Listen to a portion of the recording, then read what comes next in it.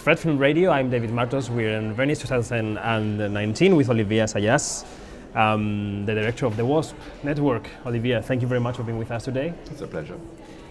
Picture in competition here in Venice. Why did you decide to tell this story about Cuba?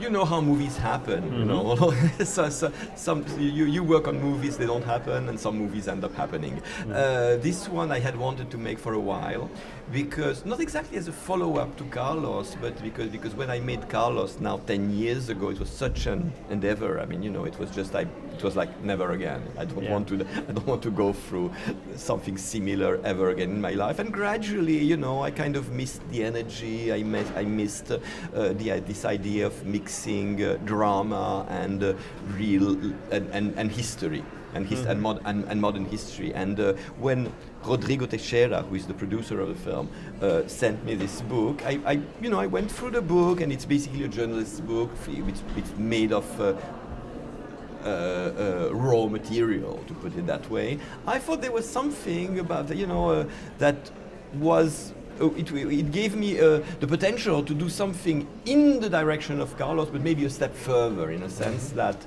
it's a movie that I imagined seen from a human perspective, the perspective of a family, the perspective of a man who, because of his political belief, because of his faith in the Cuban Revolution, leaves his family behind, meaning his wife, his young daughter, and so I thought there was a human drama that ultimately was more exciting to me in terms of movie than the actual spying.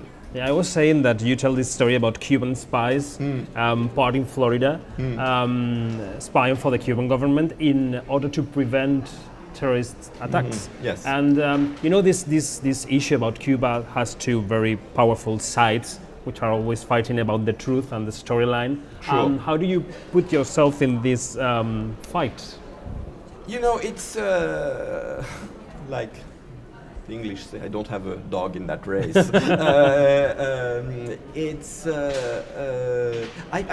What I'm interested in is that 30 years have passed, so I can look at it with the perspective of time, and I can tell the actual story because people have been starting to talk, and I've been checking and cross-checking and re-cross-checking the facts to make a movie that either both the Cubans and the anti-Castrists will hate, or both of them will like. But you know, I don't take sides. I think that the Cuban government is an authoritarian government. I think that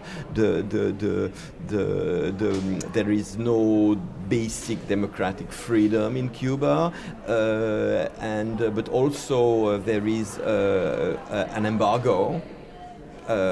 Which is very cruel because the people of Cuba have been suffering for over half a century from that embargo.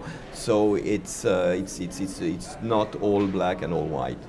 You shot part of the film in Cuba, right? How was it to deal with the Cuban government in order to shoot there? Did they read the script? How was that? Well, you know, it was a long process. I mean, getting the authorization from the Cubans was a long process. Initially, it was very clear no, and gradually they came back on it. It took a few months. Certainly, the screenplay went through some arcane bureaucratic path, but in the end, they came back to us and said, you know what?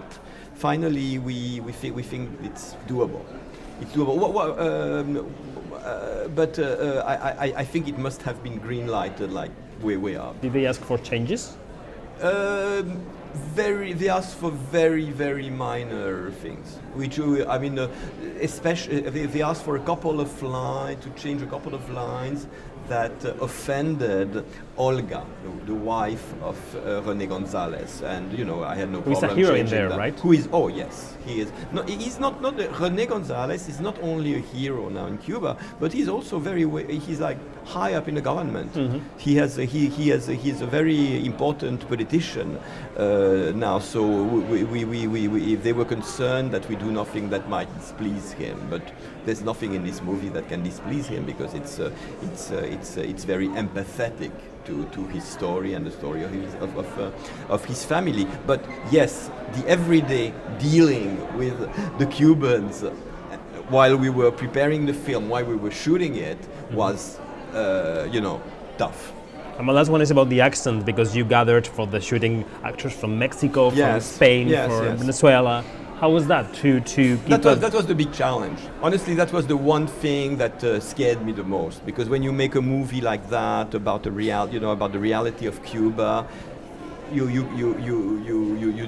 don't want to mess up the accents. Yeah. So every single actor had his coach. They all prepared for the film for a long while. They worked on their line. And we redid a lot of takes just to get it as good as we could. And then in the editing process, we had Cubans checking the Cuban of every single actor, and we changed the line here, a word here. It was a big part of the shoot and a big part of the post-production to get the accents right. Okay, Olivier Assayas, director of the Wasp Network, thank you very much for being with us. This was an interview for Fred, the Festival Insider.